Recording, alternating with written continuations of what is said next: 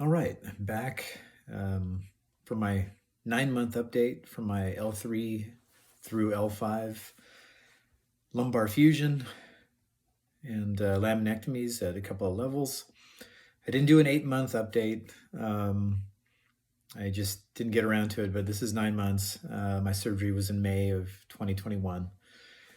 Just let you know kind of what's been going on the last couple of months. I think the last video I did was in December of 21.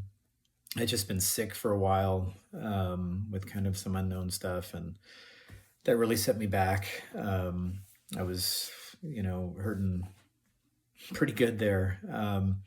So since that time, I've slowly built up walking again. Was doing really well. The last couple of weeks, I've been averaging 10,000 steps a day, so that felt good. Still no meds other than occasional Advil or something for other stuff usually. Haven't had the Neurontin now for many months and don't really plan on taking it.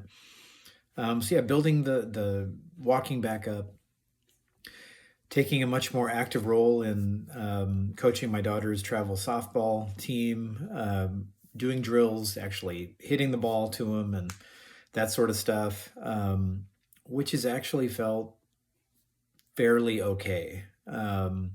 Doesn't mean I don't have symptoms like in my feet, which is the worst thing for me. But it doesn't seem to aggravate it anymore. I mean, that's been pretty okay. I was surprised because just, twisting and, hitting is not that I'm hitting that hard, but it's still, some of those movements that they wanted me to hold off on, but they gave me the go ahead to do that in January. And that part's going, I think, pretty okay. Doing a lot more now with the recumbent bike at home and the elliptical runner at home. Try to do some combination or one or two of those, most days, if not almost every day, anywhere between half an hour and an hour. And really the last couple of months, I've built up my push-ups again after getting sick. So usually every other day I was doing about 200, not in a row, but throughout the day. And those feel really good because push-ups force you, if you're doing them right, to be in a plank position. So it's kind of working your core too, and your body's straight. So those really don't hurt at all. So that's been good. So what I've tried to do lately, and also so I don't get kind of an imbalance, just doing, the push-ups especially. I mean, trying to do other dumbbells and stuff at home, but it's kind of hard to mimic that. So I've gone back to the gym over the last week or two and really trying to concentrate on some of the other muscle groups, back and biceps, that kind of stuff. So I went for the first few days and it felt pretty good. I was surprised. Unfortunately, the last couple of days I had a little bit of a setback, and I'm guessing it's, some of the stuff I was doing was maybe putting me in a position to kind of, do some things I haven't done in a while. And I think it just aggravated some of the nerves.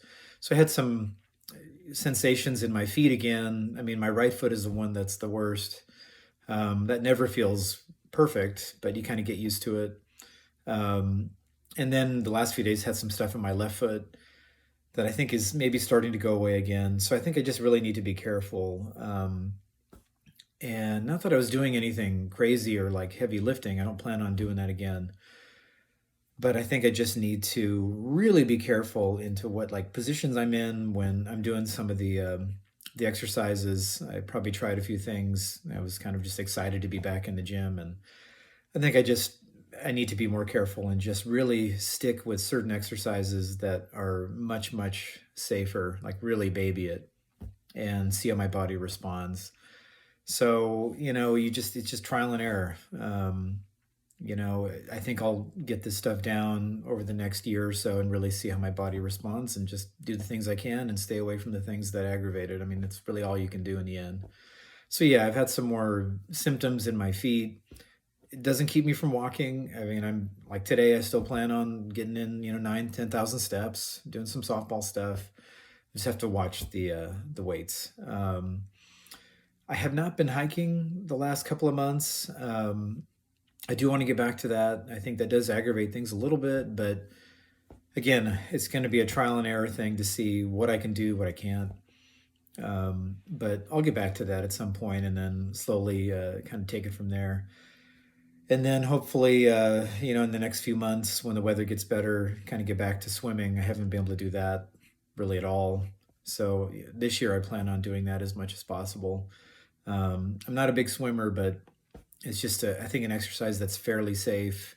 Um, it helps, kind of support your weight, and everybody seems to think that's pretty good for surgeries like this. So I'm gonna plan on doing that. I did try bike riding again once or twice.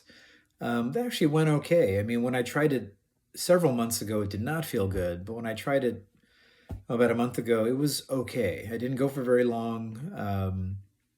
So we'll see about that. But the recumbent bike at home, definitely better. As far as like my back is concerned, again, for the most part, it feels pretty good. I'm able to bend a little easier. I'm still not, I never see myself really bending over again in any significant way, because I just don't think that's good for a fusion, L3 through L5. It still feels very rigid there. Um, and I don't know if that's going to get better yet. I mean, it's definitely better than it was, but you definitely know that something's going on in there. And that might just be the feeling forever. And that's fine. You just bend your legs when you squat down to get something or use a grabber. Um, but I feel like I can squat down, pretty okay. Gives my legs a good workout, as long as you're focusing on, doing it the right way. I mean, really, that's probably good advice for anybody, whether you've had the surgery or not. But this really teaches you to really look at the mechanics of your body and that sort of thing. I'm doing the core exercises. I know that's important. I'm done with my PT, so that's good to go. I feel like I have the tools I need to keep my core strong. And then other than that, I'm going to see my surgeon in May for the full year checkup. Get some more x-rays, I'm assuming, and kind of go from there. I mean, last time he said we may not even need the x-rays because things were fusing, but I think I'll request it just to make sure things are going good. So yeah, again, the bottom line is with this stuff, it's always a little bit of a mixed bag. There's been so many ups and downs early on, when you're trying to navigate this stuff and you don't really know what to expect. I mean, there's some days that were really kind of dark and like, God, am I ever going to be able to do anything? And then you start feeling good. And then when I started really, trying to get back to the gym and that sort of thing, then had a little bit of this setback, but I know if I just wait it out, it'll start getting better again. And I just have to be extra careful. So yeah, you learn something new almost every day with this. And this is now 9 months. And my surgeon said people don't feel normal, well, whatever their new normal is, for at least a year or a year and a half, as far as kind of getting used to it and maybe not thinking about the fact that you had this major surgery, a lot of the time. It still is on my mind a lot. I want to be careful. And, when it affects every movement that you make at some level, even though that's getting a little bit better, I'd love to get to that point where I can really almost kind of forget about it. And I think I'm getting closer. Because I haven't fallen, yes, I have weird sensations in my legs sometimes, but I haven't fallen. I just have to be careful about it, not do anything stupid.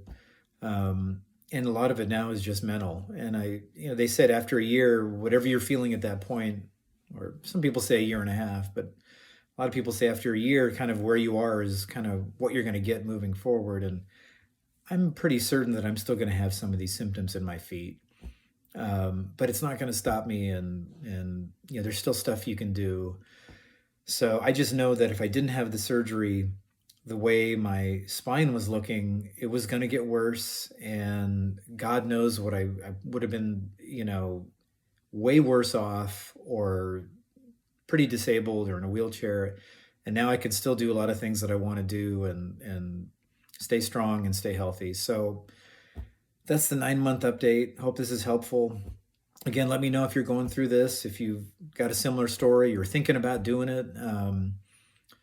I think these surgeries, besides, the horror stories you might hear on the internet, I really think that the vast majority of people are happy they did this. It's not perfect. You're not going to be necessarily 100% afterwards, but I'll take what I have now with maybe a little room for improvement.